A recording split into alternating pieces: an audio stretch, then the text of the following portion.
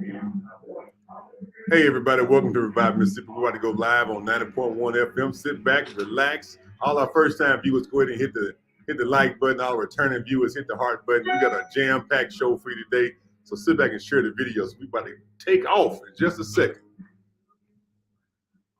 Good evening, everyone. Welcome to Revive Mississippi. I'm your host, DeKeither Stamps. We got our co-host here, Miss Starlette Simmons. What's going on, Starlette? I'm good today. How are you? Man, I'm rocking and rolling. That's what's up. I'm rocking and rolling. It's been one heck of a day. I started this morning. Got me 7 miles in. Okay. Can you believe it?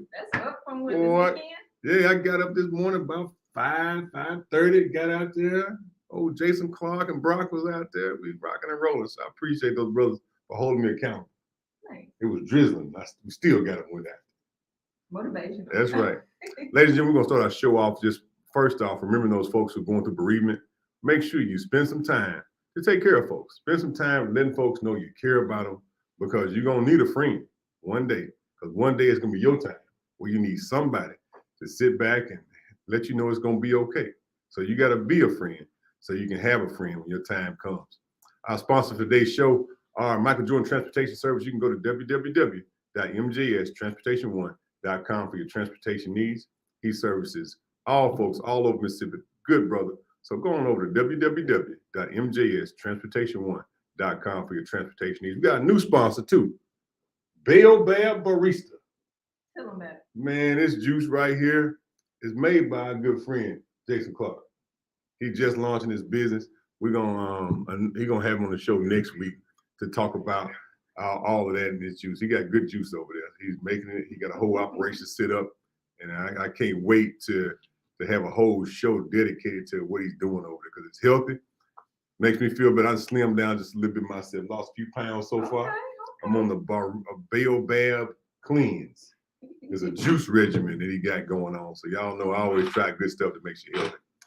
And also our good friends over at Stamp SuperBurgers. Going over the Stamp SuperBurgers right there on Dalton Street. Get you a whole cow between two pieces of bread. Let's taste it to the last drop. Go on, get you one. Y'all know where it is. Go on, snag you one. We got a few announcements we're going to start the show before we get to our special guest, Mr. Bradley Lum. Our first announcement is an underutilized program from a good friend of ours at the Boys and Girls Club. Hello, Oak. How you doing? Hey, man. How are you, Representative Stamps? You doing good? Brother, I am doing well. Ladies and gentlemen, the Boys and Girls Club is a true asset in our community, and Mr. Kane's one of the ambassadors over there. Just tell us a little bit about what's going on at the Boys and Girls Club and how people can participate. Well, man, quickly before I do that, you go from a juice cleanse to a Stamps burger, right? I'm thinking the irony of it all. Hey, you got to have a cheat meal sometime. I ain't saying go every day, but on your cheat meal, go on Stamp Burger, get you a Stamp Burger. There's a lot in between there, man. But listen, I appreciate you giving me this opportunity. The Boys and Girls Club has been serving Central Mississippi for nearly 89 years, right? For nearly 89 years. It started out just as a boys club, but of course it evolved, and now it has become the Boys and Girls Club of Central Mississippi. We are an affiliate of the Boys and Girls Club of America. But listen, our summer camp kicks off June 1, right? If young people between the ages of 5 and 17 are looking for something to do this summer, we got you covered. Our camp goes from June 1 through July 31st. And there are so many programs. Healthy lifestyle is one of the programming. Sports, we have an amazing relationship with Jackson State University, and so we're taking a lot of their sports programming, and we've incorporated it into the Boys and Girls Club. Something that's near and dear to you, eating healthy, fresh fruits. So we have this amazing culinary arts program. In fact, we've got the international president of Dole Packaged Foods that will be here June 9th. They are the primary sponsor of our culinary arts program, and that program has just taken on a life of its own. But for young people, here's an opportunity to really beat the streets this summer, right? And really, throughout the academic school year, we're an after-school program then, but during the summer, we're full-time, from 7 a.m. until 7 p.m. A ton of programs. So whatever you're looking for, we've got sewing classes for girls. We've got culinary arts for boys and girls. We've got basketball. We've got baseball. We've got tennis. We've got golf. We've teamed up with JPS. We're going to do swimming lessons this summer. We've got all of that, right? And there are certain ways that you could absolutely go to the Boys and Girls Club for absolutely free. All you got to do is call one of our centers and get that information. Now, how much? Like, I don't want to go for free. If I want to send my children there, I would want to pay. How much does that cost for the whole? So that's $150 for the entire summer program for all of that. Field trips, food, three meals a day plus 2 snacks. $150 for June 1 through July 31st. And what's the participation level? Like, you have a certain occupancy for your facilities. And what percentage of participation do y'all have right now? So listen, so the numbers are really rising now that we are, slowly coming out of the pandemic. We took a big hit during the pandemic where we were serving 1,000 kids. We dropped down to serving 400 kids. But we have 3 facilities in Metro Jackson. We have our facility on Capitol Street. We have our facility on Raymond Road, and we have our facility on Sykes Road, right? So each of those centers can hold for the summer between 200 and 300 young people, each one of them, right? So we've got spaces where we can take 600 people off the streets in Jackson for the entire summer. Then we've got our camp in Hazelhurst at the John I. Hayes camp. That's simply amazing. Fishing and rodeos and all of that stuff happening at our facility in Hazelhurst. So we want to be there to help. We've been there for a long time. I will tell you this, we just tapped into this gang violence prevention programming. And we're really excited about that. We're teaming up with Judge Carlin Hicks and the juvenile courts to really offer some programming centered around understanding where you are as a young person and understanding the laws, in addition to understanding gang prevention programming. So we're extremely excited. Lots to offer. Folks just need to come. Our blue doors are open. So how do they call? What's the website? How do they participate? So all you got to do is go to the Boys and Girls Club of Central Mississippi.org, bgccm.org. All the information about summer camp is there. All of the information. Or you can call either one of the units, the unit on Capitol Street, the unit on Raymond Road, which is our Walker unit, and the Sykes unit on Sykes Road. You can call any of those. Give that website one more time. The site is bgccm.org. Okay. And so, it's amazing how we have assets right in our community. The Boys and Girls Club should be packed. And if you're not packed by the first week of June, I want you to come back and we're going to beat this drum, because I know I got to do a better job of letting folks know what, opportunities out there. People always say we need more things for our children. Well, we need to utilize what's in place so that folks like you and I can champion for more funding to make it bigger. Absolutely. But not utilized to its full capacity. When I go to other places trying to get resources for our community, it makes it very hard when you have, 3 facilities inside of the city of Jackson and across Central Mississippi that are under participating.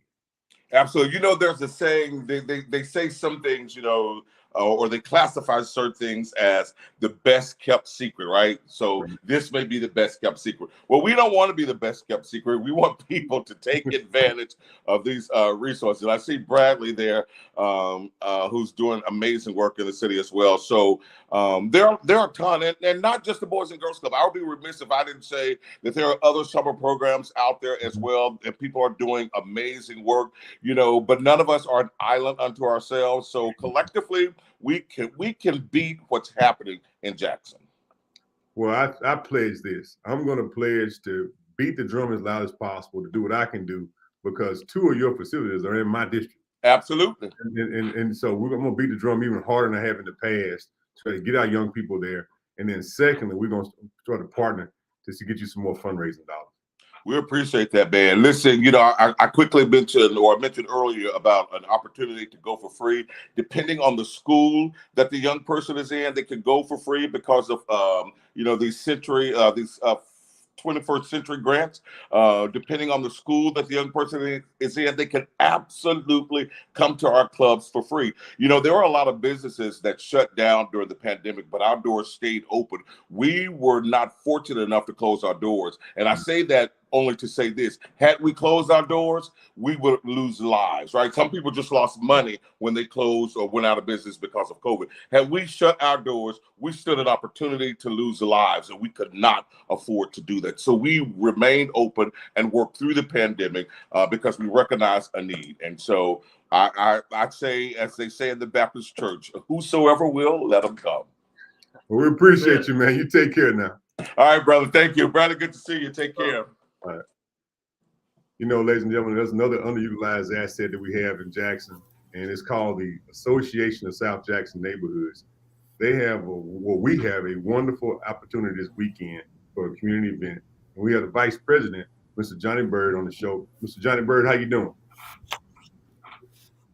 Can you hear me, Johnny? How you doing? I'm doing great. How you doing? I'm doing well. Yes, I can hear you fine. Can you hear me? I got you. I hear you. So tell us a little bit about the activities that you have going this weekend. Okay. Since school is turning out, we want to make sure they have something positive to do. So this Saturday, we're having a drive-through movie. It's starting at 8:15 p.m. at 4243 Willowwood Boulevard, better known as the Peggy Calhoun Community Center. We'll be showing an outdoor drive-through movie, King Richard. Adults is $10. And since we want to start this summer off right, any child that's 18 and under could get in at $5. So if you know you want to have some good, clean fun, come on out and enjoy a movie for $5. Now, of course, the dust is $10. Included in that package would be 3 items: a hot dog, chips, and a drink. So that's the best thing going right now, because we having all these problems with our youth, and we're trying to find something positive for them to do. And a shout out to this past weekend for the Battle of Raymond Road between Forest Hill and Wingfield. We cleaned up Raymond Road and Terry Road, along with New Jerusalem Church and their members. And again, folks, there's a lot to be doing right here. And I'm glad that Brother Kane just left, because I just dropped some flyers off at the Boys and Girls Club down the street. And they all excited, and they were looking for mentors. And so we partnered up with the community and those shareholders within the community, making sure we have something positive to do. Now, if somebody wants to tell a little bit about the Association of South Jackson Neighborhoods for those who may not know. And, okay, the Association of South Jackson Neighborhoods is a 501c3 nonprofit organization, which is a collage of all the neighborhoods that's in South Jackson.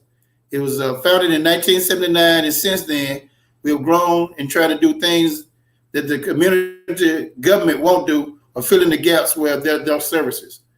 Again, like I said, our last thing was this weekend. We did a cleanup. This weekend, we having the movie.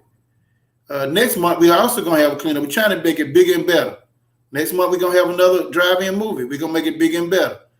All the resources taken in go back to the feeder pattern schools of Wingfield and Forest Hill. Because, again, there's a lot of resources out there, but there's also a lot of underserved resources. You can go to our website, which is www.asjn.org, click on community events, and then click on for news pages. Again, we're trying to make sure that our children have something safe, healthy to do this summer. And what better way not to kick it off with an outdoor great movie setting? Well, you know, we've had these movies before, and it's been a great success. The football teams raised a lot of money. Yes, sir. Made a lot of money last year. So all this money gets directly rolled over. We roll back into it. And it leads up into our banquet this fall. We have this great banquet where we also disseminate money to the schools and the programs.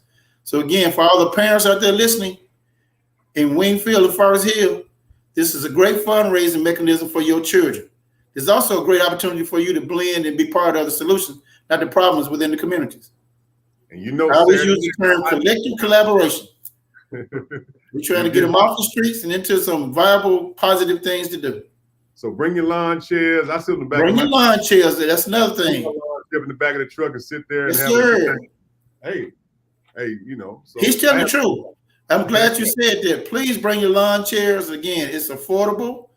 Adults, of course, get ready to pay the full price. But for our children, we're trying to discount a little bit different this year. If you're a high school student or a junior high or anyone that's 18 and under, we're going to give you a little break because mom and them, it's kind of hard times at this. So we thought about it a little bit and we discussed it. So we brought the price down to anyone that's 18 and under. Come out and have safe. I'm going to say that word again. Safe fun. And security will be provided. We will have sheriff and police will be out there now. So don't come out there with the foolishness. Just come out there for to enjoy a great movie, great fellowship, and everything's safe. It's covered. It's a drive-in movie setting. If you never experienced a drive-in movie, now's your time to do it.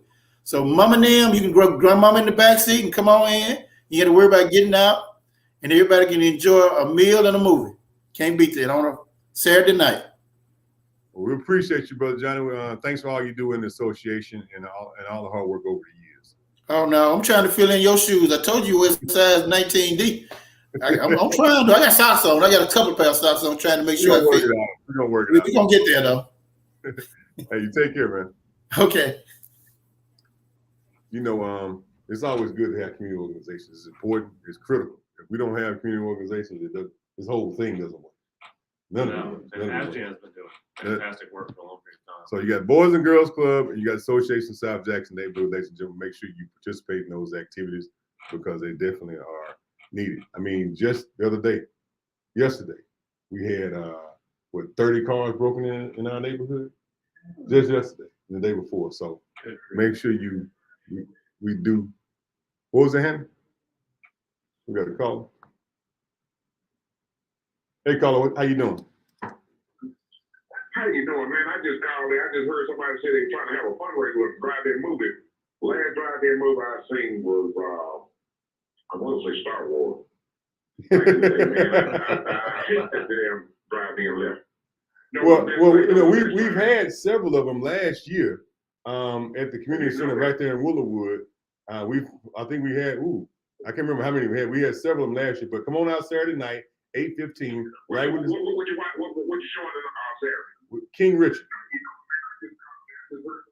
Yeah, King Richard. Turn your radio down, man. I'm gonna hang up.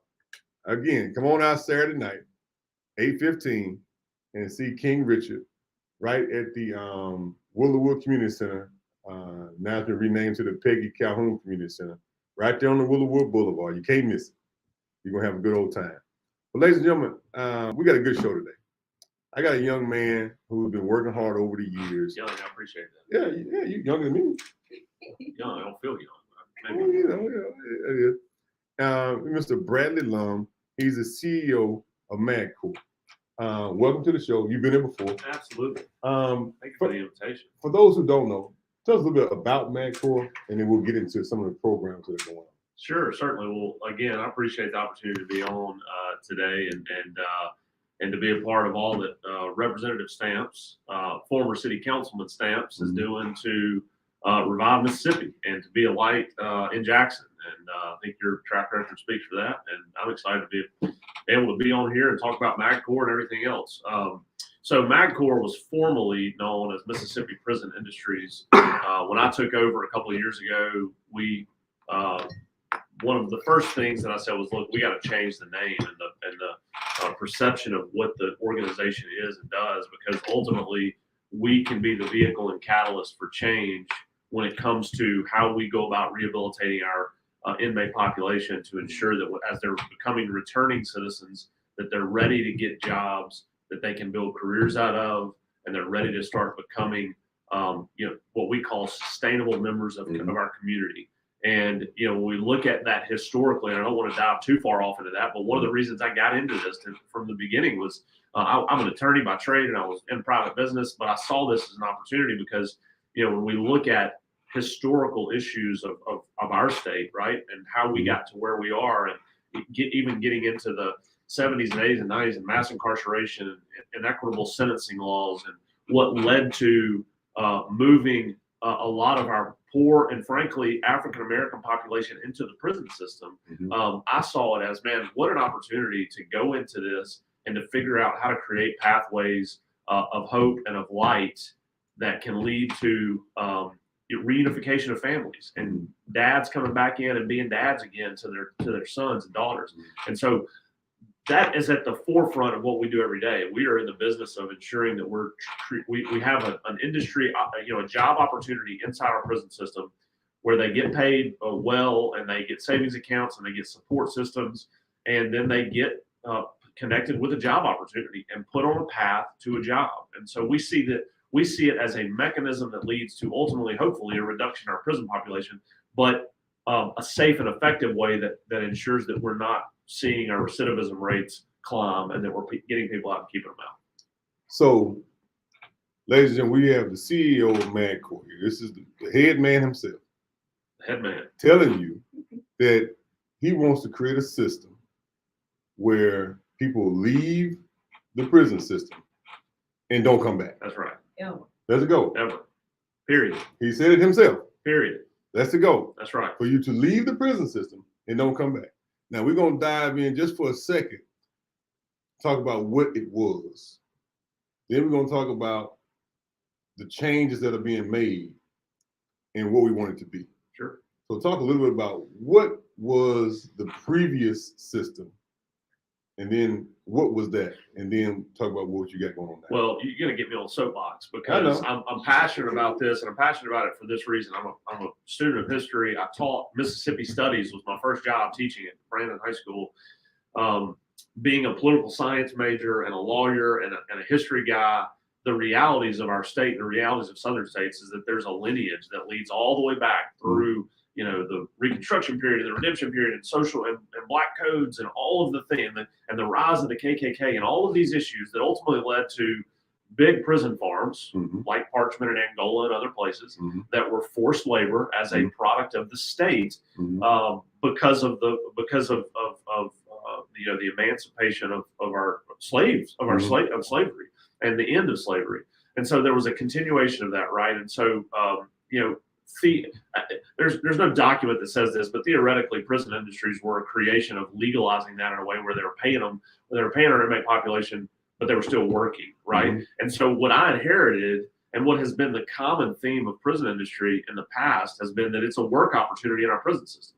And so, when I took the job, the first message that I have for our staff and for all those that would listen, anytime I spoke to a Rotary Club or anywhere else, was this is not the end goal. The end goal, this is a means to the end. The end is that returning citizen A gets a job welding, learns how to be a master welder because he's been in prison for 8 years.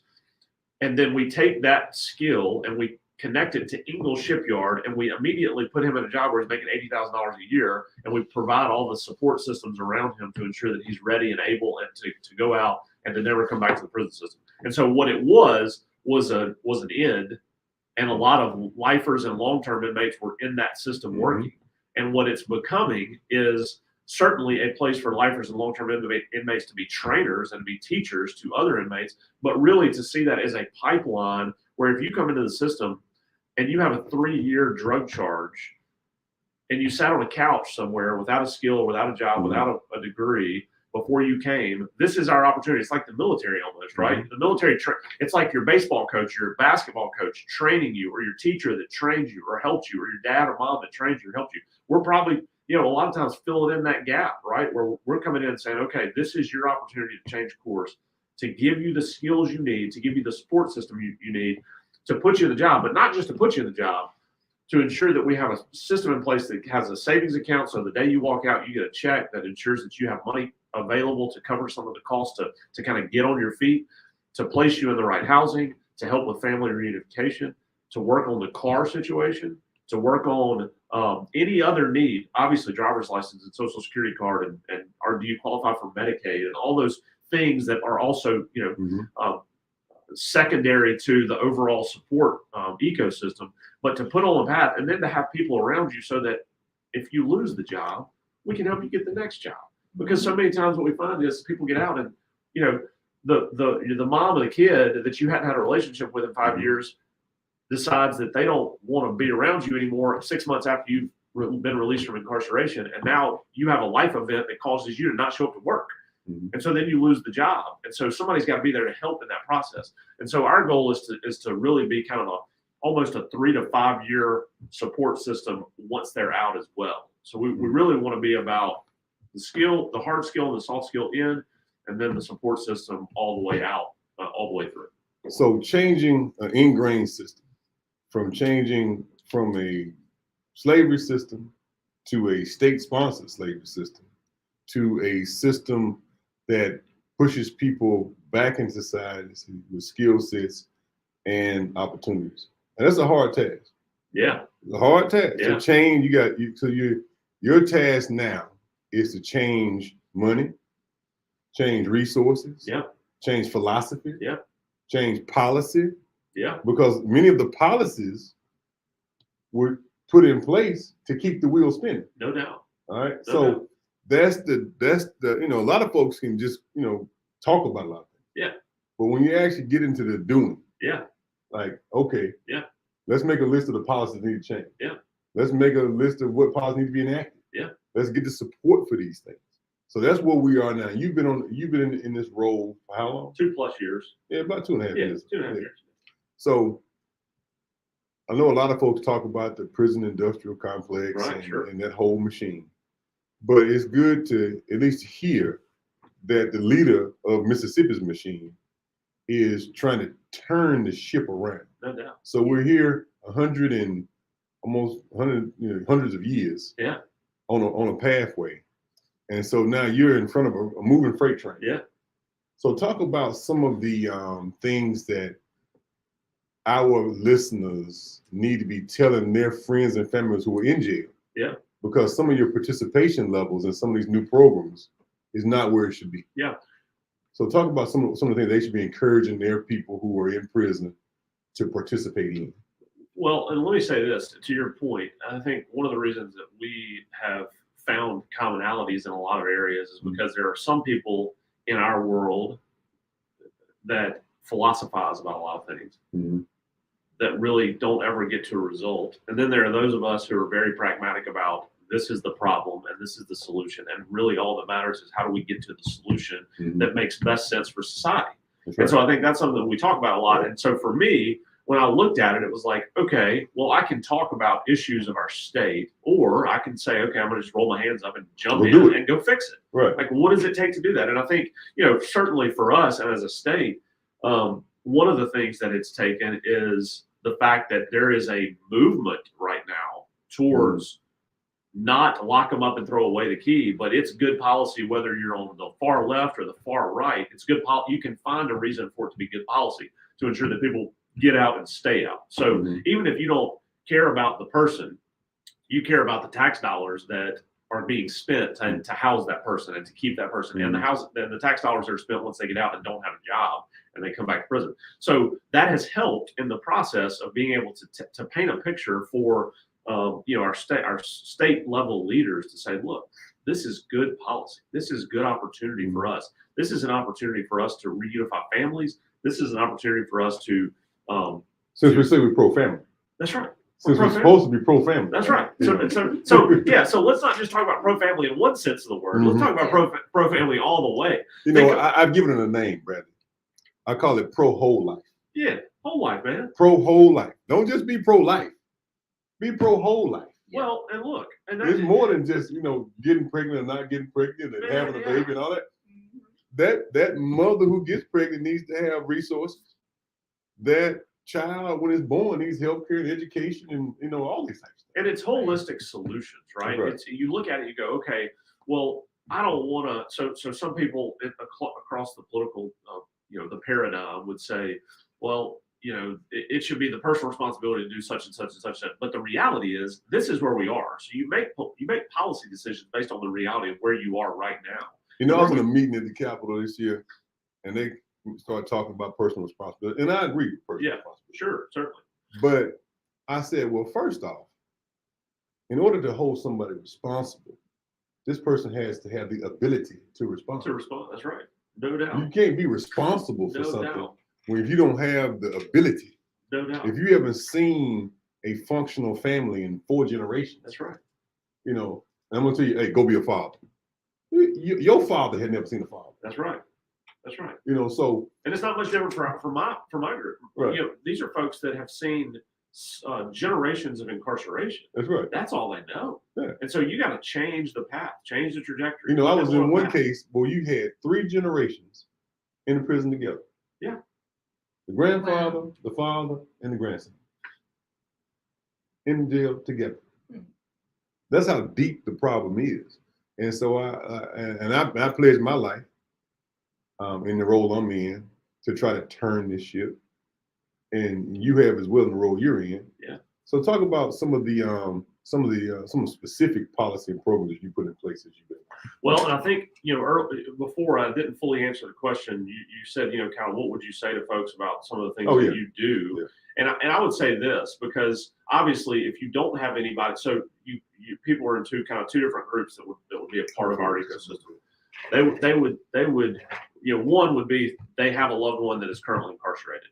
The other would be they have a loved one who is formerly incarcerated, who's currently on parole or not on parole, but has a felony background. I mean, one of the things that we don't talk enough about is the fact that we have, by per capita, so many people with felony backgrounds that are being excluded from job opportunities or have been excluded and don't think that they can get into the job market. And so they just are floundering around trying to do the best they can.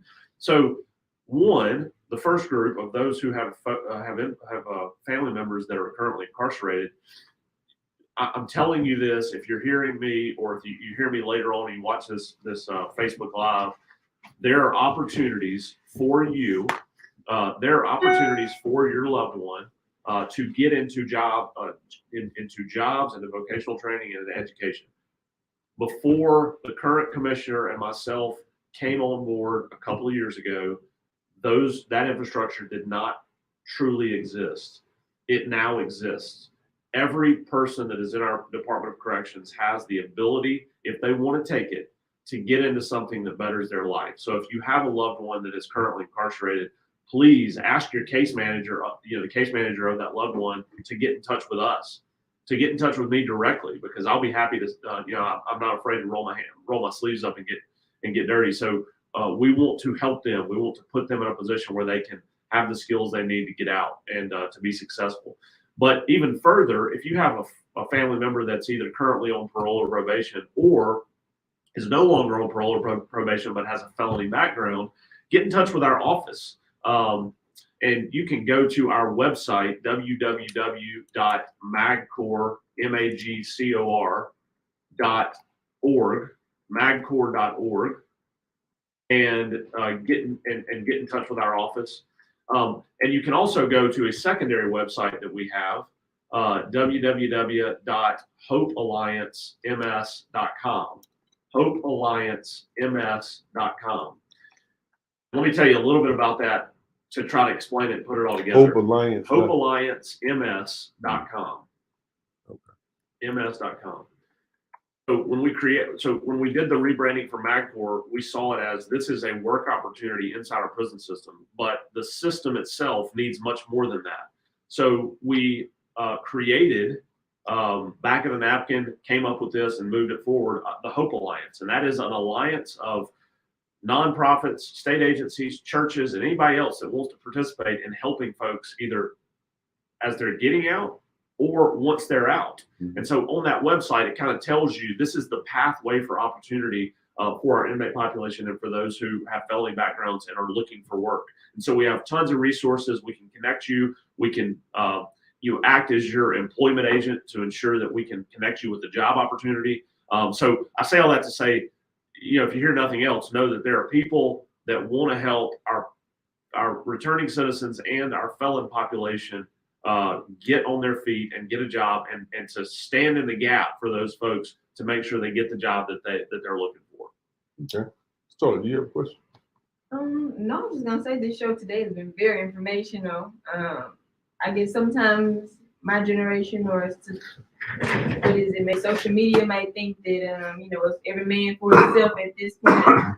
But with you two today and even the Boys and Girls Club and the South Jackson Association, it shows us and it shows people that, people are here for you. We do have if you ask, you can have a support team behind you. So I'm pretty grateful. And the reality of that is that there are programs that are not coming to the surface that people just don't know a lot about. And I think that for me, one of the things that I, in my private business, in my past, marketing and public relations was at the key of success. You've got to get out there and you got to talk to people, and you got to be willing to have hard conversations, easy conversations, talk to Rotary clubs, talk to churches, be at the Capitol and talking to our legislators about the things that we're doing. You got to be willing to do those things to allow people to see that there are things out there. And certainly I think that we're on the cutting edge of righting the ship, right? Of righting hundreds of years of bad policy decisions and bad, ways that we treat certain, certain parts of our population. So this is the opportunity for us to change the narrative and to fix that and to move it in a different way. That's really, really good. Let's see, we got a caller here. Hello, caller. Welcome to the show. Good evening, DeKeither staff. Let's not be dismayed. Let's not be thrown off. Let's stick to the facts. Ms. Lee,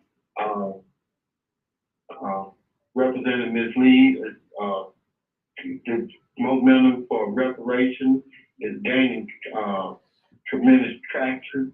So I challenge all elected officials, if you're not on board with the America of the United States righting the wrongs for reparations, and let's get the facts straight. We're not talking about reparation of giving people something.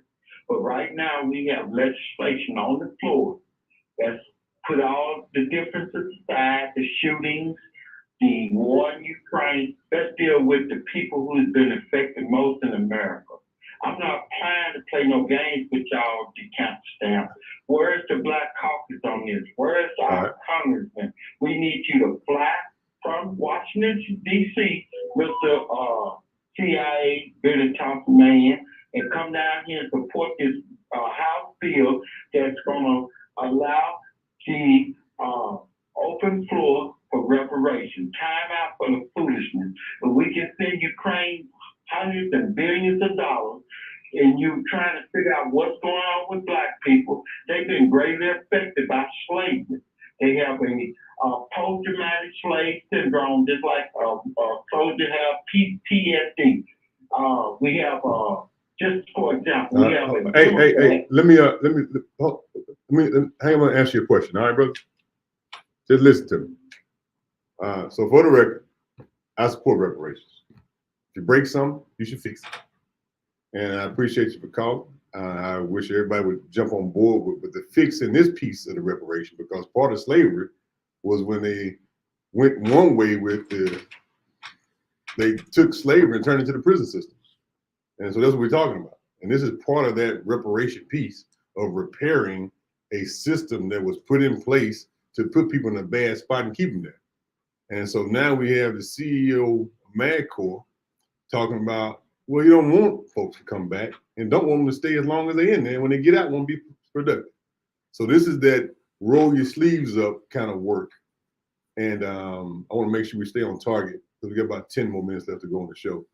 But go back to what you were saying about the previous statement you were making about where we go from here. Well, and to that point, I think you put it good. Put it back the way it was when it's broken, and that's part of what we are. That is really what at the core of this. There are historical issues that can be addressed if we do this piece right, and it can be really good for our communities and for society and for our state. Look, we have the highest percentage of African Americans in any state, in the state of Mississippi, right? And so when we look at that historical, the historical relevance to that and to socioeconomic issues that we have and how that relates to our prison system, it's a no-brainer. This is something that has to be done. It's the right thing to do. And so that's what gets me out of bed every day, trying to do the right thing and to make it right and to be very practical about what are the solutions that can help and can really benefit our state as a whole. One thing that I know about our generation is that we're the integrated generation. The generation that grew up with folks that didn't look like you in class. Not the ones that did the integrate team.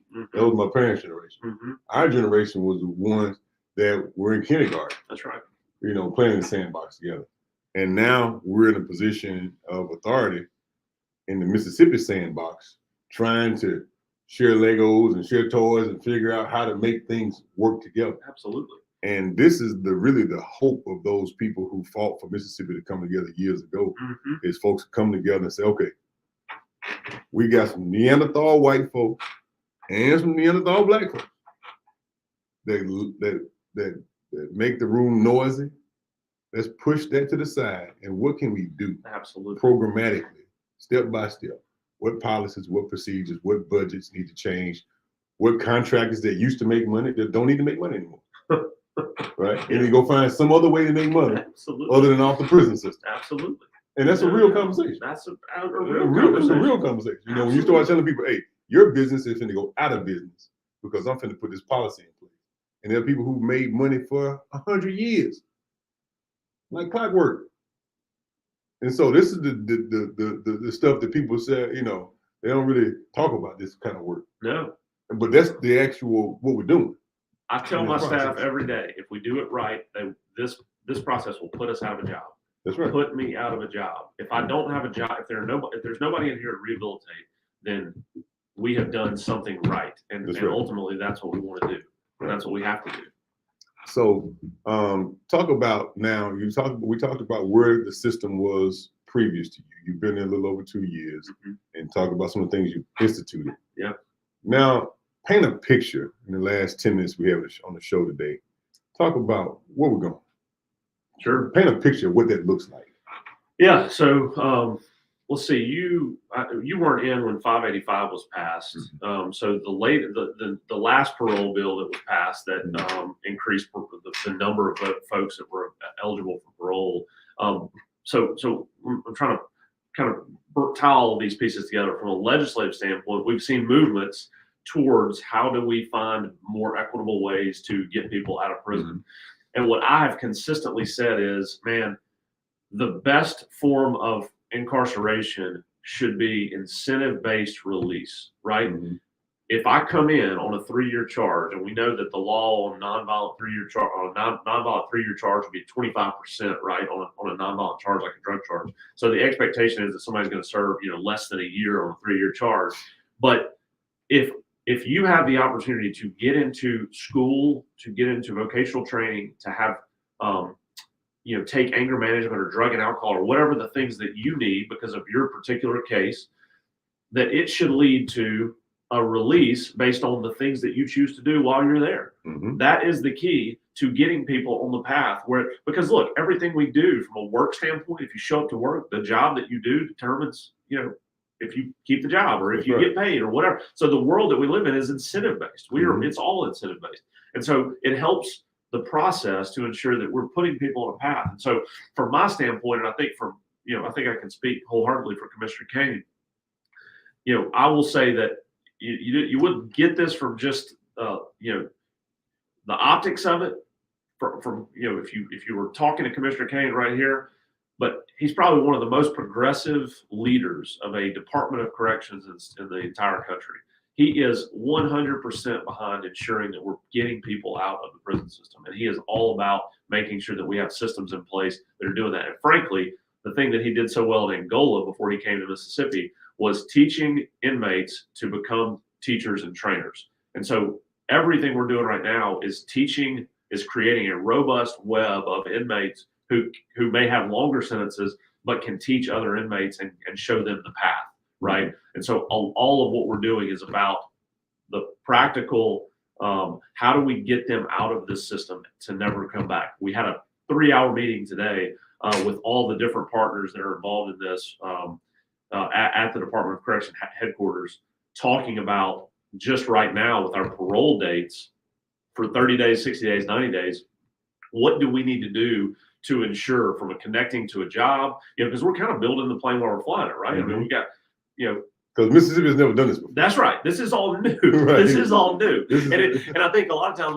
when I talk about it and I have meetings about it, talk to people about it, their jaws kind of on the floor, like, what? Like, this is not what I expected, but this is the reality. And certainly we have our challenges and we have historical issues that we are attempting to overcome, and we're rebuilding, systems and all those things. And that takes some time, but we're doing a pretty good job of building the plane while we're flying it. And I think, we were looking at some stats from yesterday the last 12 months, we've placed about 450 inmates in jobs they've kept that we have not been able to find a recidivist out of that 450 that we placed in good paying jobs. So the proof's in the pudding from that standpoint. Look, we're building a system that is antithetical to the prison industrial complex, and that is putting people on a path where if we do our job right, we don't have a job anymore, and that dads are being reunified with their kids,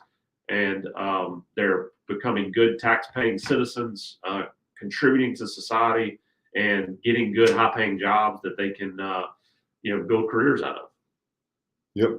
And that's the whole goal. That's it. That's the whole goal. That's it. I give it a name, Pro Whole Life. That's it. So take it back to your circles and say, hey, I got a name here. Pro Whole Life, man. Pro Whole Life. Let's Pro catch Whole this caller. Hello. Oh. Hello, caller. Welcome to the show. What's your question or comment? Thank you for taking my call, Brother Stamp. Pastor Jackson. Hey, Pastor Jackson, how you doing? I'm doing better. Seems like you've been working pretty hard. You got a beautiful guest there this afternoon. I'm liking what he's saying, trying to get people's job. That's what it's all about. Mm-hmm. You know what I mean? That's right. Amen. I think if a man, I think I heard you said when a man carries a paycheck home, he ain't gonna have time to get in trouble. That's right. That's right. Make no mistake about it. But let me say this, if you allow me. A friend of ours who is running for judge in District 3, 48 pastors and I sat down with him and questioned him and talked to him, find out what he wanted to do, what is he gonna do, and we told him what we want him to do. Mm-hmm. Number one, with the young people, they need to know how to read and write. Will he have any kind of programs and so forth? We want him to put that, and he agreed. And we are working on various churches, and not only that, other programs, like what you had, what Brother Ota King was saying about with the wire. Some of our local churches can do the same thing. If we all work together, and quit being and fighting among one another and say, what would Jesus do? You know what I mean? And I thank God for your show today. And the man that I'm talking about, you know him pretty well. I think he was on your show one time. He's a lawyer, and he has his own law firm. And he's already a jury. Who are you talking about, Pastor? You know, I mean, his first name is Davis. But he's a fine gentleman, and we support him 100. Stephen Davis. Daniel Stevenson, I'm sorry. I'm trying to look at something different here. I beg your pardon, Brother Stamp. Okay. But that's the young man that we are supporting in District 3. And I'm asking everybody, you ain't gonna go wrong when we get him. Because the report now saying that he's leading the pack. Oh, really? And we're gonna go with him with everything we got. Because we want somebody gonna have the people at heart and give people a second chance. And I thank God for the young man that you have there this afternoon. And thank you for allowing me to speak this afternoon. Thanks a You lot, be Pastor. blessed, Brother Stamp. Yes, sir. You take care now. And we're going to go to Stamp Burger now and get our hair inside of a cow. I appreciate it. Hey, Brad, you want to say a few parting comments? We got about 4 minutes left to go. Sure. Yeah. Look, thanks for the opportunity to be on the show. I think that anytime I have a platform to speak about the positive things that we're doing and I think that we can do for our state, this is one piece of the puzzle. It takes all of us, takes us all working together. These are big issues to, or big solutions to even bigger problems. And, it's going to take us staying in the trenches and getting these things done. It's not a fix that's going to happen overnight. This is, hundreds of years in the making, and we got to work to fix it. It's going to take a lot of work, and we got to have the right people on the team. But these things that we're doing, I think, can, from our standpoint, as Jacksonians, can directly affect Hinds County and Jackson in a very positive way. And so we want to do our best to make sure that we're, being a contributing member of the team, and that's why we're here. All right, Starlette, you got some parting comments? We're gonna get to you, caller. Hold on just a second. Starlette, you got some parting comments you want to make? I thank you for coming on. Absolutely. This was great. I know this would be great for Mississippi, especially for Hinds County, like you said. And also about the Boys and Girls Club, I went there, I think around 2015 or 2016, and they had started doing some developments, and I'm really excited to know that they've kept that up and making it a lot grander for students coming in. And I'm gonna be at that movie night come Saturday Come on. at 8:15. I'm ready. We're ready. We're gonna get your membership done. You Okay. can be a member of Association South Jackson Neighborhoods. It's gonna be Saturday night at 8:15 at the Willowwood Community And I was down there the last time. I think Wingfield's football team was doing all the concessions That's and right. raising money for the football team. That's yeah, right. Yeah, I was down there for that. That's right. It's been about maybe a year ago. Yep. A little while ago. Let's catch this last caller. Hello, caller. Welcome to the show. How you doing? Hello, dear. How are you? I'm doing well. I'm late to the conversation, but I like what I'm hearing. I got a question for you and your guest that you got there. Yes, Now ma'am. that you got them out of the system, now you got them out of prison, and then to hopefully some of the training that you teaching them, they're taking that on in the community and working to be productive citizens. So now can you tell me how can we go about getting them back on the so they can be productive in voting and being a part of a good aspect of the community and voting, getting their voting rights back? Are you all doing anything trying to get some of those offenders off of that list so they can be productive citizens again? Thank you. I'm gonna hang up and listen to y'all. Thank you, sweetie. Great question. And let me answer that in a couple parts. One, from my standpoint, I have outside of just being an advocate for that, I have no ability to turn policy. That's certainly something that my man here has the ability to do from the standpoint of just being in the legislative process. That is something I know he advocates for, but that is something that our legislature does. From a legal standpoint, as an attorney, certainly whether that be through the possibility of expungements, and I'd have to go back and look at what exact crimes are expungible because I don't recall. But from a suffrage standpoint, overall, I'm an absolute advocate for it. If you do your time, you should be able to be restored back into society and be a contributing member of society. So I do think to the question, I think it's just a matter of time before that's going to happen.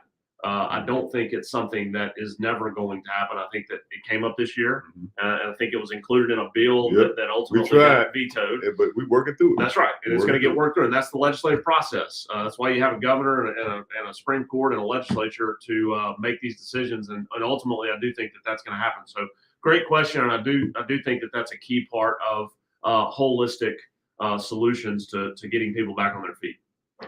Well, we appreciate you. We appreciate all our callers. Absolutely. And we definitely appreciate our sponsors. Michael Jordan and Michael Jordan Transportation Service. We appreciate you, Brother Jordan, for always being a good friend. You can go to www.msgcor.com for your transportation needs. Also, go to Stamp SuperBurger. Get you you ain't gonna go every day, but on your cheat meal from your diet program, go on over and get you a whole cow between two pieces of bread. It's tasty always to the last drop. They got turkey burgers over there too, That's right. and a vegan burger. And get them lemon pepper fries. Our good friend Jason Clark with the Baobab Barista. Go on and get you some juice from him. We'll give you his information next week when we have him on the show to give a testimony. But ladies and gentlemen, as we always say, thank you for these 8.5 years we've been here on the air every Wednesday night. Thank you to all of our friends and followers and listeners that tune in. We appreciate you. We try to bring you good content. Next week, Starlette gonna find her a guest and bring them on next week, and we're gonna work through it. But I appreciate her for being attentive and coming all the time. And as we end every show, we always say, never let anybody put you in a position where you don't love your own people. Because when you hate your own folks, you're part of the very oppression we're trying to lift ourselves from. We appreciate you. God bless. Godspeed. Handyman, get us out of here, man.